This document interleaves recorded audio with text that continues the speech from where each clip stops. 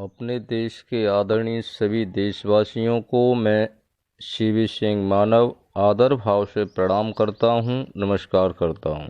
दोस्तों, अगर आप संपूर्ण पृथ्वी पर सतयुगी महापरिवर्तन देखना चाहते हो तो हमारे सभी वीडियो शुरू से अंत तक अवश्य देखें तथा अधिक से अधिक शेयर करें। भाइयों और बहनों, विश्व महायुग परिवर्तन का शुभारंभ अपने देश भारत से होना चाहिए। इसलिए इस प्रथम चरण में देश में आवश्यक 5 सुधारों से पहले हमें अपने देश की दुर्दशा के विषय में जानना बहुत जरूरी है। दोस्तों, देश की एकता अखंडता को खतरा पैदा करने वाली देश की मौजूदा राजनीति अपने नैतिक कर्तव्य और उद्देश्यों से भटक चुकी है। स्वार्थ और सत्ता के अलावा देश के नेताओं और पार्टियों का कोई दूसरा उद्देश्य ही नहीं रह गया है। ऐसा लगता है कि देश में काले अंग्रेज शासन कर रहे हैं और अंग्रेजों के जो उद्देश्य अधूरे रह गए हैं उन्हें पूरा करने में लगे हुए हैं। देश पहले ही अर्थात आज़ादी के समय में ही 3 भागों में बंट चुका है और शेष जितना बचा है देश की वर्तमान राजनीति उसके भी टुकड़े करने पर तुली है। देश की इस दुर्दशा के लिए वर्तमान समय का कोई नेता या पार्टी दोषी नहीं है। नैतिक पतन होने के कारण जिसे लूट के अवसर मिलते हैं वह उन अवसरों का लाभ तो उठाता ही है। असल दोस्तों हमारे देश की वर्तमान शासनिक, प्रशासनिक और राजनीतिक प्रणाली का है, जो भारत में अंग्रेजों के उद्देश्यों की पूर्ति करने वाले सिद्धांत पर आधारित गवर्नमेंट ऑफ इंडिया एक्ट 1935 से प्रेरित है, जो हमारे देश के लिए सिद्धांतहीन, भ्रष्टाचार युक्त, स्वार्थी, विभाजनकारी, लूटो और लूटने दो, खाओ और खाने दो, फूट डालो और शासन करो वाली मानसिकता से युक्त है, जिसे हमारे देश के नेता भी अपनाए हुए हैं। और यही राजनीतिक भ्रष्टाचार विभिन्न विभागों से होता हुआ आम जनता के दरवाजे तक विभिन्न रूपों में दस्तक दे रहा है, जिससे देश का बेड़ा गर्क हो रहा है और देश में अधर्म, अनीति, असत्य, अन्याय, अशांति, अराजकता और बेचैनी के हालात बने हुए हैं। भ्रष्टाचार युक्त दोषपूर्ण राजनीति के कारण कोई नेता या पार्टी इस समस्या को चाह कर भी खत्म नहीं कर सकती, क्योंकि पेड़ की जिस डाली पर कोई व्यक्ति बैठा हो उसी डाल को अपने हाथों से कैसे काट सकता है। अर्थात देश हित, समाज हित में उचित और सख्त फैसले लेने में पार्टियों का अपना वोट बैंक खिसकने का डर रहता है। तुष्टीकरण के लिए समाज का विभाजन तो कर सकते हैं, लेकिन उचित फैसले नहीं। इस तरह हमारे देश का प्रत्येक नागरिक कहीं न कहीं, किसी न किसी तरह से वर्तमान राजनीति से दुखी और परेशान अवश्य है। देश की दोषपूर्ण राजनीति और उसके द्वारा उत्पन्न अवगुणों से प्रभावित लोगों के आधार पर हम देशवासियों को 2 भागों में बांटते हैं। पहले भाग में पार्टी नेतृत्व, दलीय नेता, दलीय कार्यकर्ता और शासनिक प्रशासनिक अधिकारियों कर्मचारियों के दुख दर्द और दुर्दशा। दूसरे भाग में देश की आम जनता का दुख दर्द। तो दोस्तों, इस वीडियो में हम पहले भाग की चर्चा करेंगे। दोस्तों, देश की वर्तमान दोषपूर्ण राजनीति से देश का प्रत्येक नेता झूठ, छल, कपट, षड्यंत्र, पक्षपात, अवसरवादिता, विरोध के लिए विरोध जैसे समस्याओं से आए दिन शिकार होता रहता है। तो सबसे पहले हम पार्टी नेतृत्व के दुख दर्द और परेशानी के विषय में प्रकाश डालते हैं। तो दोस्तों, दलीय नेतृत्व की बेचैनी और परेशानी के कारण हैं। नंबर 1, अवसरवादी और स्वार्थी नेता आए दिन दल बदलते रहते हैं, जिससे पार्टियों के कमजोर होने का चिंता हमेशा बनी रहती है। नंबर 2, टिकट कटने या न मिलने से नाराज नेता पार्टी विरोधी गतिविधियों में लिप्त होकर पार्टी नेतृत्व का सिर दर्द बढ़ाते हैं।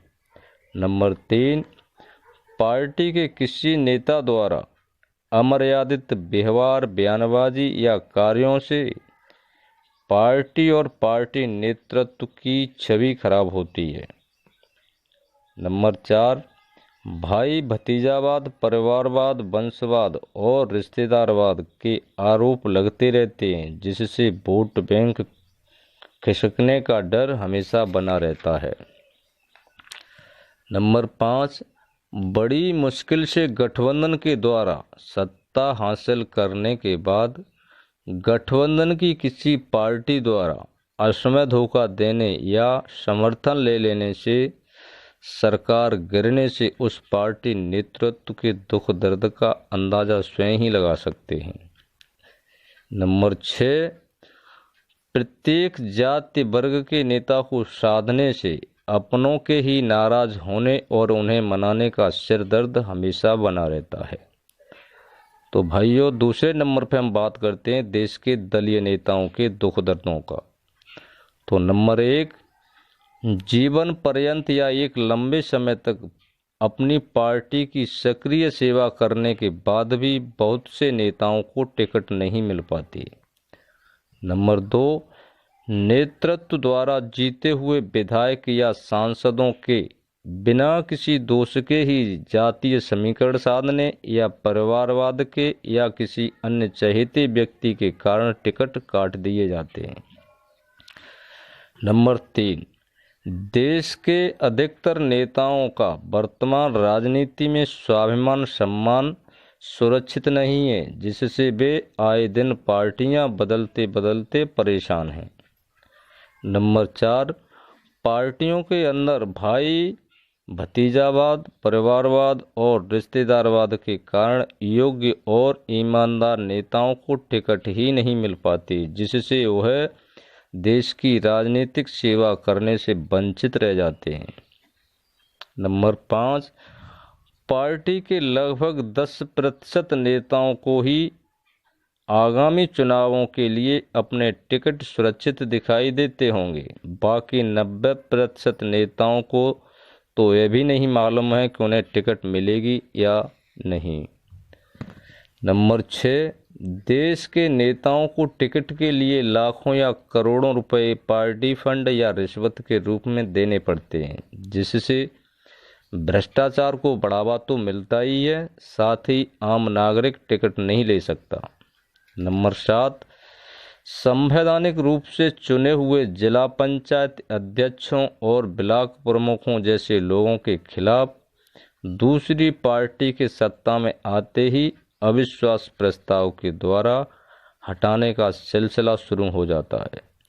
नंबर 8, राजनीतिक प्रतिशोध के कारण काबिल ईमानदार नेताओं को झूठे मुकदमों में फंसाया जाता है और उनके राजनीतिक कैरियर को बर्बाद कर दिया जाता है। कभी कभी तो उनकी हत्याएं तक कर दी जाती हैं। तो भाइयों बहनों, इसके बाद नंबर आता है पार्टी कार्यकर्ताओं के दुख दर्द और परेशानी।